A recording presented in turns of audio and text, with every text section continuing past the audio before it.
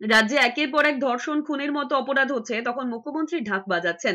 আক্রমণ করেছেন শুভেন্দু অধিকারী। পরশুরায় বন্যা দুর্গতদের ত্রাণ তুলে দিতে গিয়ে রাজ্যের বিরোধী দলনেতা বলেছেন, ভোট ব্যাংক বাঁচাতে মমতা বন্দ্যোপাধ্যায়ের পুলিশ জয়নগরের শিশু মৃত্যুর ঘটনায় পক্সো ধারায় মামলা করেনি, সেজন্য হাইকোর্টে ভর্ৎসিত হতে হয়েছে। তিনি আরো বলেছেন, মানুষ রাজ্যের পুলিশ প্রশাসনের উপর আস্থা রাখতে পারছে না বলে পটাশপুরে আইন হাতে তুলে নিয়েছে, অভিযুক্তকেই পিটিয়ে মেরেছে। এত ঘটনার পরেও মুখ্যমন্ত্রীর পুজো উদ্বোধন করে যাচ্ছেন। মানবিকতা বর্জন দিয়েছেন, মানুষের বিচার করবে।